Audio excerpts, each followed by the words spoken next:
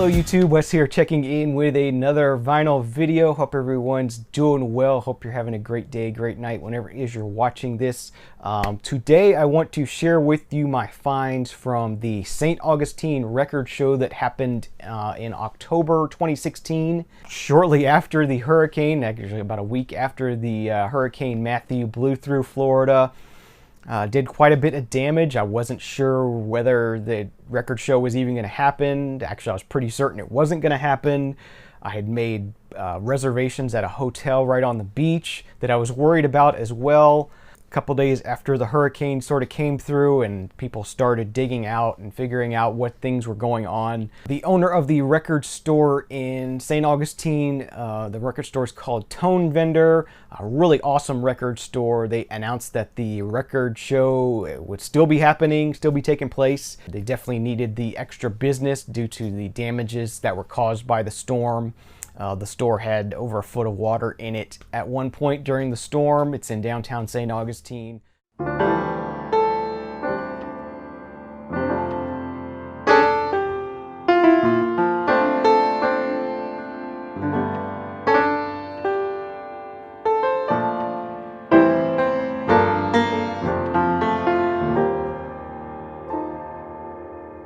So unfortunately, they had quite a bit of damage.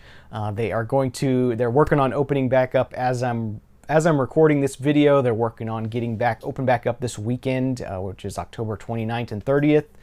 So there's a big festival happening in St. Augustine. They wanted to be open back up for that. So it's pretty awesome how quickly they were able to rebuild and get things going again. And I was glad to be able to go to the record show and support it and support them and support the St. Augustine community because there was quite a bit of damage there.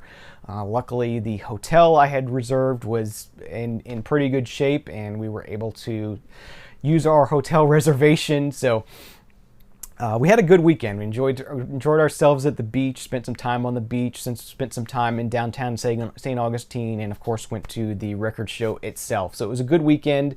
It's about a 2-hour drive over there, so it's not too bad. So let's go ahead and get into my finds from the record show itself. These first group of, I believe, 13 records here I'm going to show you are from a seller that was selling dollar records to support the reopening of the Tone Vendor record store. All the money raised from selling those records went to help out because, you know, they did have insurance to cover some things, but it didn't cover everything. So it was just a way for them to help and support Tone Vendor and get the store back opened up. So I was glad to be able to dig through these records and buy some stuff, and you know, I knew I was helping out in the process. So let's go ahead and get into it. All these were a dollar a piece or 15 for $10, and I actually got 13 records. I just gave $10 for that. So here we go. A couple of Van Morrison records here. First one I have here is St. Dominic's Preview. Definitely a Van Morrison record I didn't have, and for $1 I thought could not leave this behind. This one is quite damaged as far as the cover goes, but the vinyl looks like it'll play pretty nicely, so didn't want to leave that behind for $1. That gives me a chance to hear it and decide how much I'd be willing to pay for a nice copy of it. Continuing with the Van Morrison, we have his band in the Street Choir. Another cool one I didn't have. Nice gatefold on this one. This one definitely has some condition problems on the cover as well, but the vinyl looks playable. So again, something to listen to and decide what it's worth to me to buy. Some of these can be quite pricey, and they aren't always worth what other people think they're worth, in my opinion. So it's nice to be able to buy them cheaply and hear them. Got another copy. I already have a nice copy of this, but I just couldn't leave it behind. MC Hammer's debut album, Let's Get It Started. I should say his debut major label sort of release on Capitol. This is the album he released before he blew up big and came out with You Can't Touch This and those kind of songs. This was the album before that. We got Michael Parks with Blue here. Continuing with the Blue theme, I don't know exactly what this is, but it was sealed and it's from the 90s, I believe. Or 1989. This is Radio Blue with Warehouse.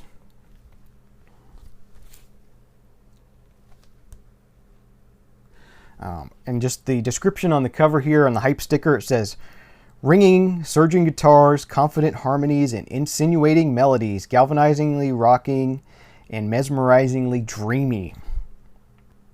That's Mark Jenkins of the Washington Post. A soulfully unfussy sound, harmonies that lift the listeners up and over a gentle ethereal edge. Elizabeth Green, DC City Paper. So those descriptions sounded good to me, and I will open this up and give it a try. Another copy of Emerson, Lake and Palmer's Trilogy album. Always like the multiple exposures on the gatefold there. Pretty neat concept, and I liked it. This is one that I don't know what it is either. Just grabbed it because it looked interesting. This is Deerheart with Queen Worker Drone. But yeah, just looked interesting, so I thought I would give that one a try. 12-inch copy of Weird Science by Oingo Boingo. It's got the extended dance version on it. Another 12-inch single, another one I already have, but I was just trying to grab things that could possibly be upgrades or potentially be stuff I could sell on Discogs. So this is Soft Cell, Tainted Love, and Where Did Our Love Go? And also features memorabilia. Here is a really cool find. Definitely a regular collector of Harry Belafonte albums. As you know, if you've watched the channel for a while, haven't shown too many in the recent past because I have a lot of them, so I don't buy them much anymore. But this is a Japanese pressing of a Harry Belafonte album, Swing That Hammer. Really cool. Really awesome to find that on Japanese. So my first Japanese Harry Belafonte record. Didn't even know he made it over there, but it makes sense. There is the Japanese Victor label. Got a 2 LP set of Sammy Davis Jr. here. This is Sammy Davis Jr. at the Coconut Grove. I don't think this is the Coconut Grove in South Florida. Don't have any Sammy Davis in the collection, and looked interesting, so I thought I'd grab it. It's worth a listen once at least anyway. So that's a nice pickup for less than $1, probably about 75 cents. Considering I got 13 for $10. Here is a Deutsche Grammophon release of the Vivaldi's Four Seasons. Pachelbel's Canon, Albinoni Adagio. Just sort of a bunch of different classical pieces put on here. This is a 60s release. And the last of the 75-cent pickups to support the Tone Vendor reopening is at a live recording at the Fillmore East. Lauren Hollander at the Fillmore East, the historic New York concert on February 23rd, 1969. Classical pianist. I'm not familiar with Lauren Hollander, but just like the photography on here and thought it was interesting looking. This is on the Angel Records label. Nice gatefold with nice liner notes. Really cool. There is a blue Angel label. Okay, moving on to some more expensive finds, some better finds, and just go ahead and start off here with my guy that I normally buy stuff from. I bought stuff from him at the Gainesville Record Show. I bought stuff from him in Jacksonville at the Retrorama Collectibles Show. Always seems to have stuff I want, and so I found a few things in his bins. First thing was a higher priced item, but definitely a group I would like to collect more from. And this was still in shrink, very minty copy of Kraftwerk's Trans Europe Express. A really nice, clean copy of this. I was really pleased to find it there. Really cool. There's the gatefold, or not the gatefold, the inner sleeve on the purple capital label. This is a U.S. pressing. Yeah, this should be an early U.S. pressing. This is the right label to be 77 on Capitol, I think. So I haven't done super amounts of research on it. I just know it's a nice, really nice clean copy of it. And that's what I'm looking for on these Kraftwerk albums without getting the reissues that are digitally sourced from CDs. Probably some of these reissues on these Kraftwerk things are kind of questionable where they came from. So I picked that up. That was originally marked $15, but I pulled out $2 bin records from his bins, and he threw those in for free. So you could say this was $13 maybe, and then I paid $1 each for the next 2 records. So the first thing I got here is an album on the ECM label. This is Mike Knock with Ondus. 1982 is the date on this one, so it's getting sort of in that late ECM period, so it could be good, it could not be good, but I thought I would give it a try for $1. Still in the ECM green label there. And the other dollar bin find I had there, something I've been looking for years and years and years. This is part of sort of, I guess you could call a trilogy. Peter, Paul, and Mary each released a solo album at one point. The Paul and Mary albums are really easy to find. I've seen many copies of both of those albums before. I have never seen the Peter Yarrow album before until now, and there it was for $1 in my one of my favorite vendors' bins. So absolutely had to grab this. Finally have the trilogy complete.